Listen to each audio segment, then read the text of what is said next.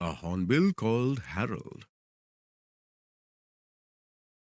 Harold's mother, like all good hornbills, was the most careful of wives. His father, the most easygoing of husbands. They lived in a great hole high in the tree trunk. In this weather-beaten hollow, generation upon generation of hornbills had been raised, and Harold's mother was enclosed within the hole by a sturdy wall of earth, sticks, and dung. Harold's father left a small slit in the center of this wall to enable him to communicate with his wife whenever he felt like a chat. Walled up in her uncomfortable room, Harold's mother was a prisoner for over 2 months. During this period, an egg was laid, and Harold was born. In his naked boyhood, Harold was no beauty. His most promising feature was his flaming red bill, matching the blossoms of the flame tree. which was now ablaze, heralding the summer. He had a stomach that could never be filled, despite the best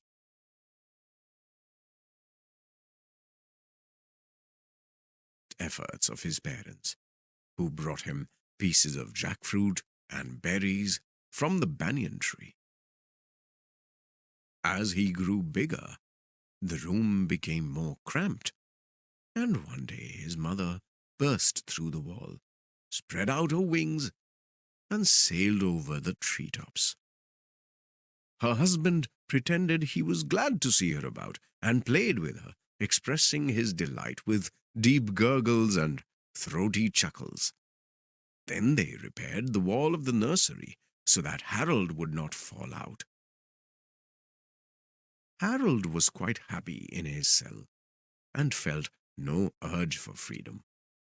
He was putting on weight and feathers and acquiring a philosophy of his own. Then something happened to change the course of his life. One afternoon he was awakened from his siesta by a loud thumping, a sound quite different from that made by his parents. Soon the wall gave way, and there was something large and yellow and furry staring at him. Not his parents' bills, but the hungry eyes of a civet cat. Before Harold could be seized, his parents flew at the cat, both roaring lustily and striking out with their great bills. In the ensuing melee, Harold tumbled out of his nest and landed on our garden path.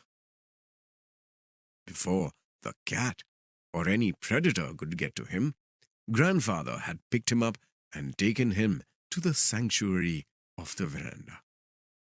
Harold had lost some wing feathers and did not look as though he would be able to survive on his own. So we made an enclosure for him on the front veranda of our North Indian home, and Grandfather and I took over the duties of his parents.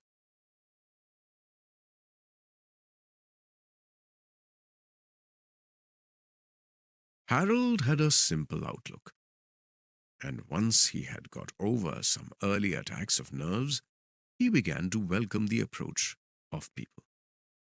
Grandfather and I meant the arrival of food, and he greeted us with craning neck, quivering open bill, and a loud croaking. Kakaki! Fruit, insect or animal food, and green leaves were all welcome.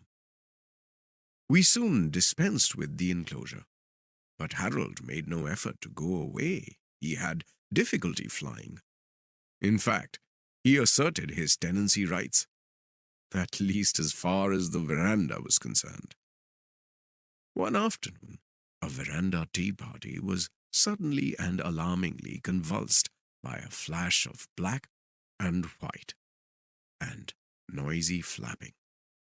And behold, the last and only loaf of bread had been seized and carried off to his perch near the ceiling.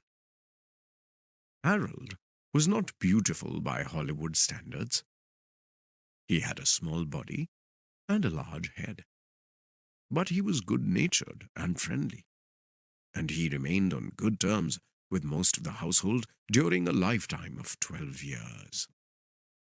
Harold's best friends were those who fed him, and he was willing even to share his food with us, sometimes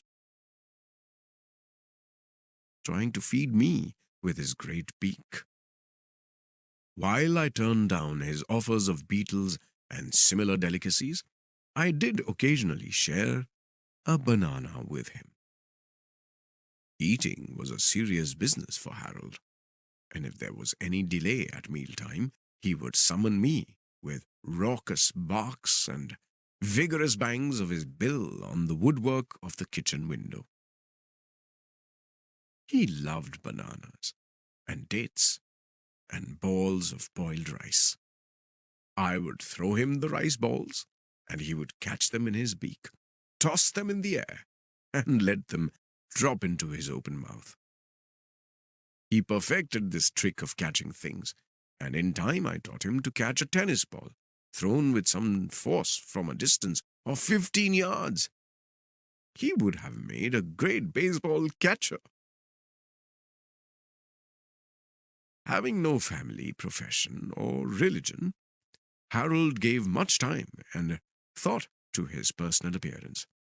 He carried a rouge pot on his person and used it very skillfully as an item of his morning toilet. This rouge pot was a small gland situated above the roots of his tail feathers. It produced a rich yellow fluid.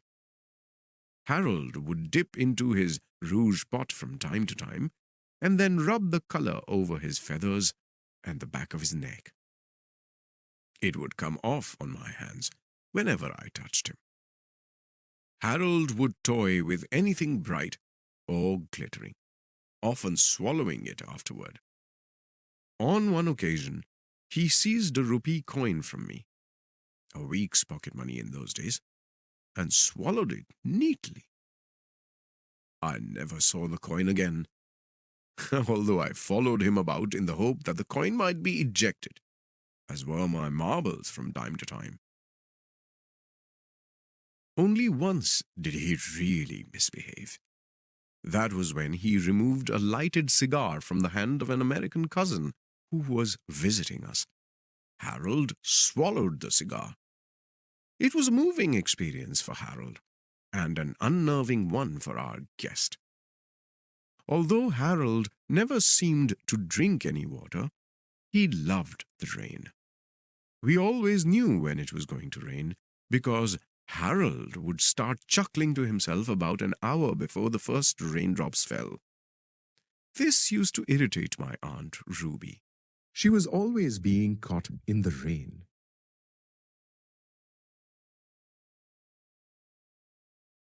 Harold would be chuckling when she left the house, and when she returned, drenched to the skin, he would be in fits of laughter.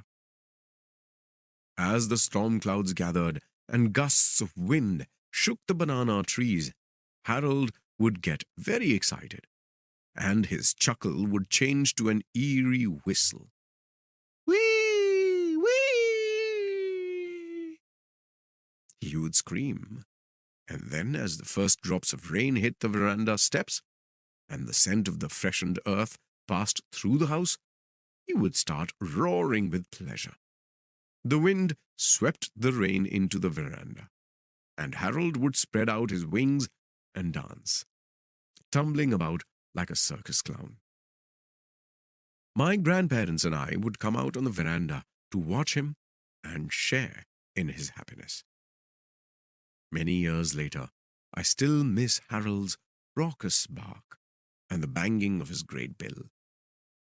If there is a heaven for good hornbills, I hope he is getting all the summer showers he could wish for, and plenty of tennis balls to catch.